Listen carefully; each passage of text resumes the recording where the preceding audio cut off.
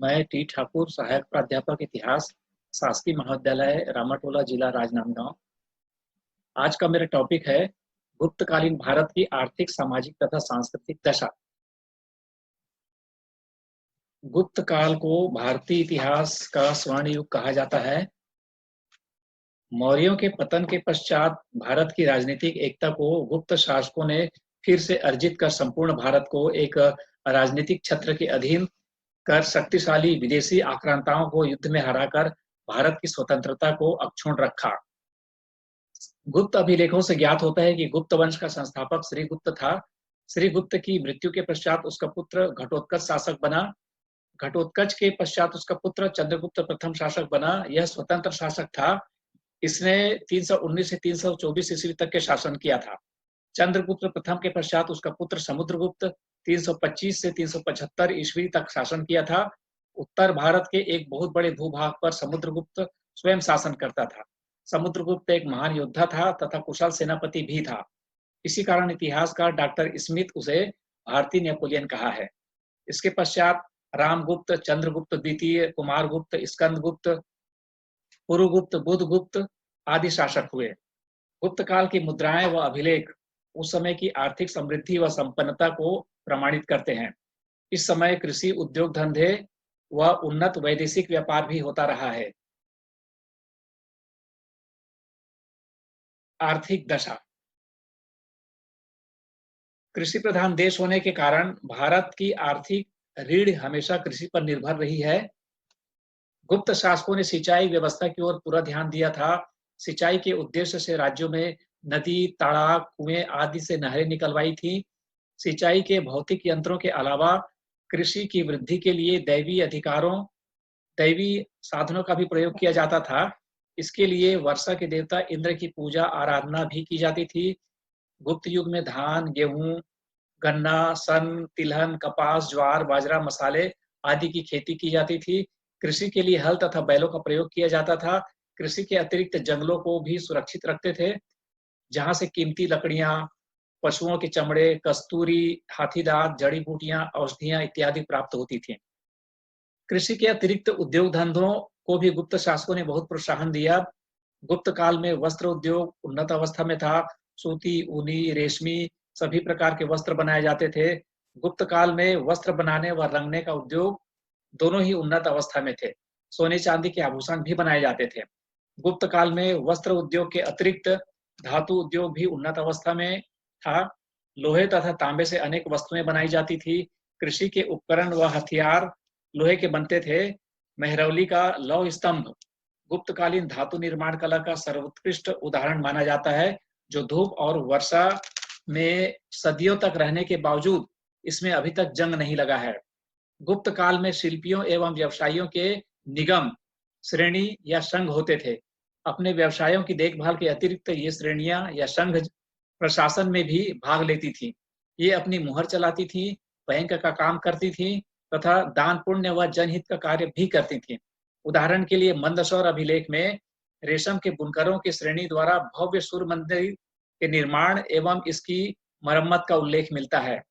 इसी प्रकार स्कंदगुप्त के इंदौर ताम्रपत्र में इंद्रपुर के देव विष्णु ब्राह्मण द्वारा तेलियों की श्रेणी इंद्रपुर के पास सूर्य मंदिर में दीप की व्यवस्था के लिए धन राशि जमा करने का उल्लेख भी मिलता है। गुप्त काल में व्यापार वाणिज्य की स्थिति भी बहुत उन्नत अवस्था में थी। गुप्त काल में समृद्धि का सबसे प्रमुख स्रोत व्यापार था। गुप्त काल में संपूर्ण उत्तर भारत एक सूत्र में बंधे होने के कारण, देश में आंतरिक शांति स्थापित होने के कारण उद्योगों के विकास के साथ साथ वैदेशिक व्यापार भी उन्नत अवस्था में था। गुप्त काल में चोर डाकुओं का भय न होने के कारण भी व्यापार में प्रगति हुई थी। देश के अंदर थल व नदियों के द्वारा व्यापार होता था। नगरों में व्यापार करने वाले श्रेष्ठी व विदेशी व्यापार करने वालों का मुखिया सार्थवाह कहलाता था। भारत के प्रमुख बंदरगाह भड़ौच तथा ताम्रलिप्ति थे तथा प्रमुख व्यापारिक नगर उस समय उज्जैन, पेशावर, विदिशा, साकेत, प्रयाग, बनारस व पाटलिपुत्र थे। उस समय भारत के तिब्बत, चीन, ईरान, अरब, अफ्रीका तथा पूर्वी एशिया के देशों से व्यापारिक संबंध थे। भारत हीरे, मोती, कीमती पत्थर, वस्त्र, आभूषण, तेल, मसाले तथा औषधियां आदि का निर्यात तथा सोना, चांदी, रेशम, सीसा खजूर व घोड़े आदि का आयात करता था। परिणाम स्वरूप उस समय का भारत स्वर्ण से भरा हुआ था, इसलिए इस देश को संसार के लोग सोने की चिड़िया कहते थे। अब मैं आप लोगों को बताता हूँ भारत की सामाजिक दशा। वैदिक कालों में भारतीय समाज का जो ढांचा बना हुआ था, उसी के अनुसार गुप्त काल में भी वर्णाश्रम व्यवस्था थी। अब तक नगरों का विकास हो जाने के कारण गांव व नगर के बीच दोनों में समन्वय हो चुका था। गुप्त काल में वर्ण व्यवस्था पहले जैसी कट्टर नहीं थी। जाति व्यवसाय के विषय में बंधन अब शिथिल हो चुका था। इस समय अनेक ब्राह्मण व्यक्ति राजा भी हुए थे और अनेक क्षत्रिय वैश्य का काम भी करते थे। गुप्त काल में व्यवस्था का प्रमुख उद्देश्य व्यवस्थित व नियमित जीवन यापन कर अपने व्यक्तित्व को पूर्ण विकसित करते हुए समाज की सेवा करना था। समाज में ब्राह्मण, क्षत्रिय, वैश्य, शूद्र के अतिरिक्त गुप्तकालीन अभिलेखों में ही सर्वप्रथम कायस्थ जाति का उल्लेख मिलता है। इस समय तक कायस्थों की सामूहिक स्थिति एक अलग रूप धारण करना प्रारंभ कर दिया था। इसके अतिरिक्त गुप्त काल में चांडाल भी एक जाति बन चुकी थी।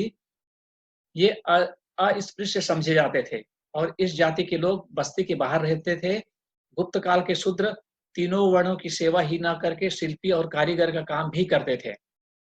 कुछ शूद्रों ने तो सैनिक कार्य भी किए। इस प्रकार वर्ण व्यवस्था का बंधन ढीला पड़ चुका था। इस प्रकार शूद्रों की स्थिति पहले से अच्छी हो चुकी थी। इस काल में अनेक मिश्रित कई जातियों का उदय भी हो चुका था। इसके पश्चात विवाह विवाह जो है गुप्तकालीन समाज में सवर्ण ही होते थे, किंतु अंतरजातीय विवाह भी कुछ लोग करते थे। अनुलोम विवाह और विलोम विवाह दोनों प्रकार के विवाह होते थे। विभिन्न वर्णों के अतिरिक्त विभिन्न जातियों में भी परस्पर विवाह होते थे।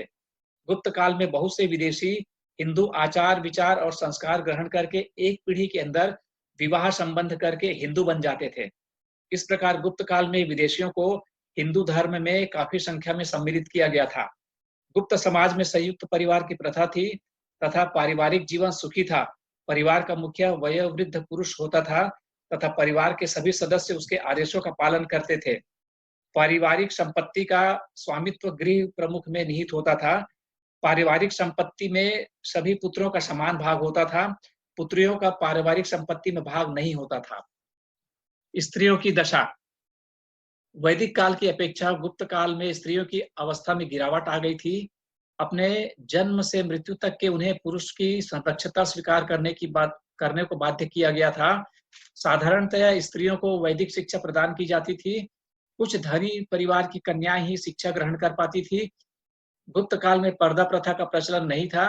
केवल कुलीन वर्ग की स्त्रियां पर्दा करती थी। विधवाओं की स्थिति कष्टप्रद थी। किसी प्रकार के आभूषण, साज सज्जा आदि नहीं कर सकती थी। गुप्तकालीन समाज में बाल विवाह और बहुविवाह की प्रथा व्यापक हो गई थी। एरन अभिलेख से सती प्रथा के प्रचलन का भी प्रमाण मिलता है। यह अभिलेख 510 ईस्वी का है। इसके अनुसार गोपराज नामक सेनापति की मृत्यु के पश्चात उसकी पत्नी ने सती धर्म का पालन किया। सती नहीं होने वाली विधवाओं पर अनेक पाबंदियां लगाकर उन्हें सात्विक जीवन व्यतीत करने के लिए बाध्य किया जाता था। कामसूत्र और मुद्रा राक्षस में गणिकाओं, वेश्याओं और मेघदूतम में उज्जैनी के काल मंदिर में कार्यरत देवदासियों का वर्णन हमें मिलता है। उसके पश्चात मैं वस्त्र आभूषण के बारे में बताता हूँ। तत्कालीन कला चित्रों से स्त्रियों के आभूषणों का पूर्ण परिचय मिलता है। शासकों के वस्त्र सोने चांदी के तारों से सजे हुए होते थे। राजा सिर पर पगड़ी धारण या टोपी धारण करते थे। इसके अतिरिक्त ये चूड़ीदार पायजामा व धोती जूते पहनते थे। धनी लोग अलंकृत वस्त्र धारण करते थे। गुप्त काल में आमतौर पर सूती व ऊनी वस्त्र धारण करते थे। त्योहारों, विशेष अवसरों पर लोग रेशमी वस्त्र धारण करते थे। स्त्रियां चोली, घाघरा और उत्तरी धारण करती थी। इनके वस्त्र रंगीन हुआ करते थे। स्त्रियां नाक, कान, गले में तरह तरह के आभूषण धारण करती थी। कमर में कमरपट्टा धारण करती थी। पुरुष तथा स्त्रियां केशों को तरह तरह से सजाती थी। इस समय सुगंधित द्रव्यों का उपयोग भी लोग करते थे। खान पान चीनी यात्री फाहेयान के वर्णन से पता चलता है कि पूरे देश में पशु हत्या नहीं की जाती थी और लोग नशीले पदार्थों का सेवन भी नहीं करते थे और न ही लहसुन प्याज खाते थे। इस तरह देश में लोग मुर्गी, सुअर आदि नहीं पालते थे और जीवित पशुओं को बेचते भी नहीं थे। अपवाद स्वरूप चांडाल जाति के लोग ही मांस मदिरा का सेवन करते थे। प्रमुखतः लोग शुद्ध शाकाहारी ही थे। अपने भोजन में ये लोग दाल, चावल, गेहूँ, दूध, घी, मक्खन आदि का प्रयोग करते थे। उसके बाद मनोरंजन के बारे में बताता हूँ। वात्स्यायन के कामसूत्र से प्रकट होता है कि गुप्त काल में अनेक प्रकार के आमोद प्रमोद लोग मनाते थे। लोग धार्मिक उत्सवों, बड़े त्योहारों पर बड़ा आनंद मनाते थे। गुप्तकालीन लोग पाशा, शतरंज, जुआ, आखेट, भैंसों, सांडों, मुर्गों की लड़ाई से मनोरंजन करते थे। इसके अतिरिक्त नृत्य, संगीत, गीत, नाटक, रथ यात्राएं, उद्यान यात्राएं करके मनोरंजन किया करते थे। उसके बाद शिक्षा। गुप्त काल में शिक्षा की समुचित व्यवस्था थी। राज्य के सभी नगर शिक्षा के केंद्र हुआ करते थे। इन नगरों में नालंदा, उज्जैन, मथुरा, कांची, पाटलिपुत्र, अयोध्या प्रमुख थे। यहाँ पर वैदिक ज्ञान, पुराण, शस्त्र विद्या, अस्त्र विद्या, दर्शन शास्त्र, तर्क शास्त्र व औषधि विज्ञान की शिक्षा प्रदान की जाती थी। परिवार में पारिवारिक कार्य कराने के लिए धनी वर्ग के लोग अपने घरों में दासों को रखते थे। ये दास अपने स्वामी की इच्छा अनुसार सभी कार्य करते थे। गुप्त काल में गणिकाओं का भी उल्लेख मिलता है। ये वेश्यावृत्ति को समाज में हेय दृष्टि से देखा जाता था।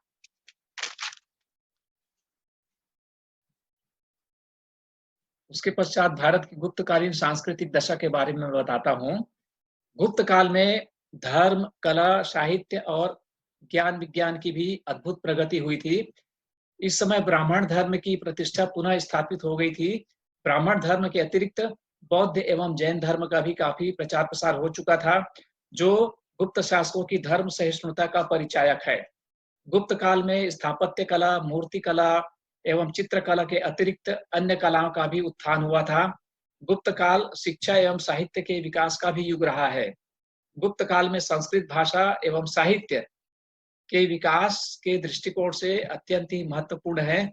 अब तक संस्कृत भाषा अभिजात्य वर्ग की भाषा बन चुकी थी। अनेक पुराणों की रचना गुप्त काल में ही हुई है। महाभारत और रामायण का अंतिम संकलन गुप्त काल में ही हुआ था। इस काल के सबसे प्रसिद्ध कवि महाकवि कालिदास थे। विज्ञान और तकनीक की विभिन्न शाखाओं का विकास भी गुप्त काल में बहुत हुआ था। विज्ञान के क्षेत्र में सबसे अधिक प्रगति गणित एवं ज्योतिष माना जाता है। आयुर्वेद के सबसे प्रसिद्ध विद्वान धन्वंतरी थे, जो चंद्रगुप्त द्वितीय विक्रमादित्य के दरबारी थे। गुप्त कालीन प्राप्त सिक्के एवं मोहरे भी तकनीकी उपलब्धियों के साक्षी हैं। Thank you.